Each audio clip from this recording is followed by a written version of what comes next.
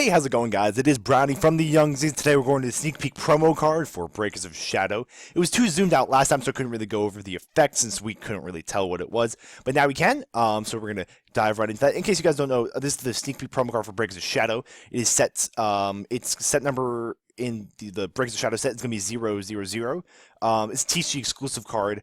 And it's where the way you get it, you got to pull it in the main set. But another way you can get it is it comes with, if you buy a sneak peek pack at your local card shop on January 8th, the week before Breakers of Shadow drops, you'll get one ultra rare copy of the sneak peek promo card plus 5 Breakers of Shadow packs. That's the way the sneak peek. So make sure you guys go to that sneak peek. It's gonna be really awesome. Without further ado, let's move into the effect. So we have Steel Calvary of Dinon. He's an Earth level 4 dinosaur pendulum with a scale 5/5. He has 1600 attack and 2600 defense. Sorry, let me repeat that. He's level 4. Okay, so he has 4 stars. You know, so you can roll stars at this guy, and he has 2600 defense. Okay, it's 2600 defense. That's pretty good. He's no pendulum effect, but his monster effect is at the start of a damage step. If this card battles a pendulum monster, this card's attack and defense becomes half its current attack and defense until the end of the damage step. So this card, it's not as like God, so like on pay, like if you without reading the effect, you're like, wow, a level 4 with 1600 attack and 2600 defense. That booty, man, that booty is just way too big. Nothing can get over that. But you kind of, when you read the card, you kind of see how it was intended. It's kind of like Rip Tier, where Rip Tier was the sneak peek promo for Dimension of Chaos. His effect is like kind of Catastor. If he battles a non-pendulum, he destroys it immediately at the beginning of the damage step. This card is kind of similar, where it's only good against non-pendulums. It's kind of worse than Rip Tier in that sense. It's a much more defensive card when Rip Tier is more of an offensive card. In my opinion, this card's actually pretty. A lot of it, I read. We found out the full effect of this card this morning, probably about like 8 a.m. I'm doing it at 9 p.m.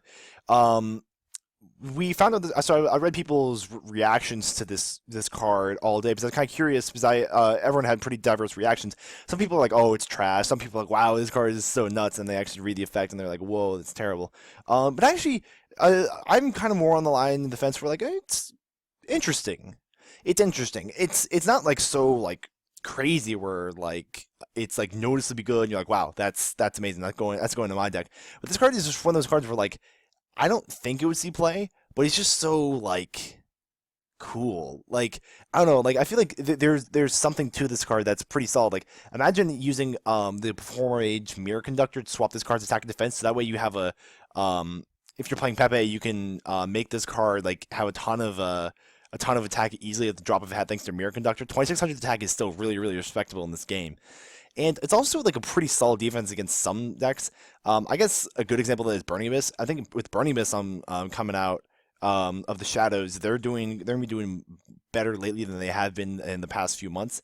This card is being really annoying. Like, okay, let's be real. It's not the best way to deal with these cards, like to deal with these decks. This card actually probably isn't that great, but I mean, it's just kind of cool. Like I don't know, it has certain applications that other card like we've never seen before. Like it's so unique. I really like. I think it's very interesting. Let me know what you guys think of this card. Again, I doubt it's gonna see any meta play immediately, but I just hope someone breaks this card because it's so fascinating. Here's the sneak peek mat for Breakers of Shadow. Remember, you get one of these for your sneak peek pack, where you get 5 Breakers of Shadow packs and one of these on January 8th. Remember, we got not only this, we have the actual set itself. We got cards like Cyber Dragon Infinity, Trapstar Rafflesia, Neptibus, the Atlantean Prince, Perform Power Pendulum, Sorcerer, and Venus Rhino Warrior.